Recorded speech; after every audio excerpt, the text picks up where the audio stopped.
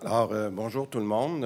J'ai commencé à travailler sur ce rapport-là jour 1 en septembre 2012. Je reconnais plusieurs personnes dans la salle qui sont ici ce matin qui m'ont aidé depuis le début, non seulement à bien comprendre l'appareil gouvernemental, parce que comme vous savez, je viens du privé, puis je suis venu justement en politique pour mettre mon petit grain de sel à essayer d'améliorer la gestion de l'État auquel je crois beaucoup. Puis je suis très content de partager ce document-là avec vous ce matin, puis avec tous les Québécois. Tout à l'heure, dans quelques minutes, on va avoir un webcast où les gens vont pouvoir non seulement participer, mais poser leurs questions, puis ça va me faire plus que plaisir. Un peu comme je faisais lorsqu'on avait des usines en difficulté, puis que je rencontrais les employés. C'est ça qu'on veut faire avec les Québécois à partir de ce matin, maintenant que le document a été déposé. Alors, on met la situation très claire. Et en fait, je ne vous parlerai pas en détail du rapport ce matin parce que c'est justement l'avantage maintenant d'avoir quelque chose par écrit qui est très clair. Mais maintenant, on va pouvoir en parler. Et comme François l'a dit tout à l'heure, moi, je pense qu'on est, au début du processus de discussion. Je suis excessivement fier de tous les gens qui ont travaillé là-dessus puis du document qu'on est capable de mettre devant vous aujourd'hui. J'aimerais aussi vous dire, peut-être plus prendre des questions, mais j'aimerais avant vous mettre en garde sur une chose. Dans tous les redressements que j'ai faits, et mes collègues aussi, que ce soit les gens en économie, dans une situation de redressement, il y a toujours une étape dans la gestion du changement qu'on appelle le déni. Hein?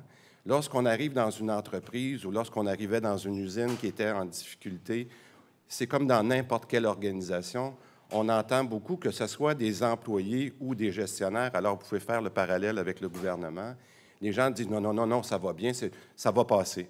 Ça va passer, inquiétez-vous pas, ça va passer. » Moi, je l'ai vécu et je dois vous dire que ce que vous allez entendre de nos adversaires dans les prochains jours concernant le rapport, ça va être exactement ça. Ce que vous allez entendre, les gens vont vous dire « C'est pas possible, c'est ridicule, c'est simpliste, ça ne marchera pas. » Et je vais vous dire pourquoi, parce que ces gens-là, la raison pour laquelle ils vous disent que ce n'est pas possible, c'est parce qu'ils n'ont pas été capables de le faire.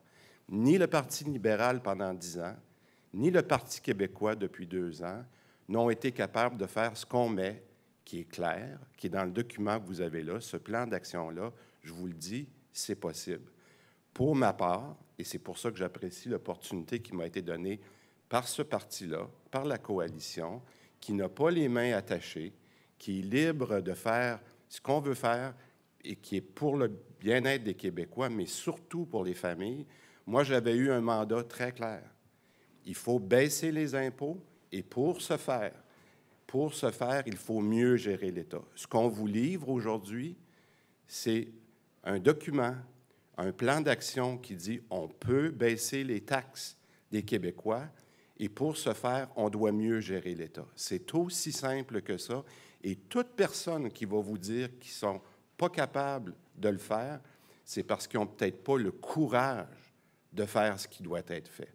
Alors, je vous le dis ce matin, je ne suis pas un théoricien, je ne suis pas un professeur d'université, je suis un gestionnaire. J'ai l'expérience de ces situations difficiles-là, mes collègues l'ont aussi. Nous, on est prêts à mettre toute notre expertise au service des Québécois dans les prochaines années pour mettre en œuvre ce plan d'action-là. Les Québécois en ont besoin, les familles en ont besoin.